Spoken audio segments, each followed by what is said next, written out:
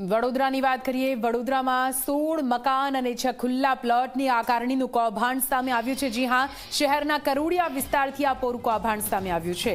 મહેશ માળી નામના વ્યક્તિએ જમીનની કરી હતી ખરીદી। જમીન એને કર્યા વગર જ મહેશ માળી નામના શખ્સે વેચી દીધી। એને વગરના પ્લોટમાં બનેલા મકાનો અને ખુલ્લા પ્લોટની આકારણી કરાઈ।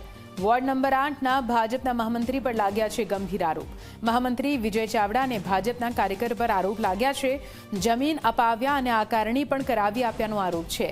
આકારણી કરવા માટે 10,000 રૂપિયાનો વહીવટ થયાની ચર્ચા। સયાજીગંજના ધારાસભ્ય કેયુર રોકડિયા સુધી પહોંચ્યો છે આ મામલો।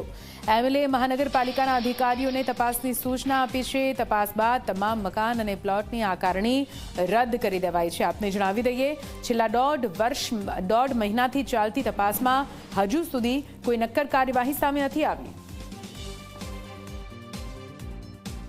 શું કહેશો, કેટલા મકાન લીધા કઈ જગ્યા પર તમે લીધા છે? હા, 4 મકાન લીધા છે અને એનાની મને ખબર નથી સાહેબ।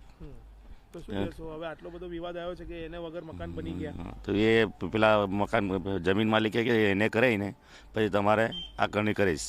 બરોબર, પણ અત્યારે તો શું કહેશો, આકારણી તો થઈ ગઈ, આકારણી નહીં થઈ, આકારણી નહીં બધા લોકોની થઈ ગઈ, પણ આપણી નહીં થઈ સાહેબ।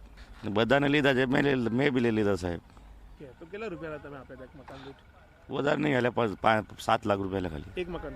બધાને આપણે 7 જ આપે। કેટલા પ્લોટ લીધા છે? 4 પ્લોટ છે, 4 પ્લોટ બધા બાકી છે। હવે શું કહેશો, તમારા પૈસા જો ફસાઈ જશે તો શું કરશો? એમને કીધું ને આપવાનું, પૈસા આપવાનું પૈસા આપવાનું કીધું।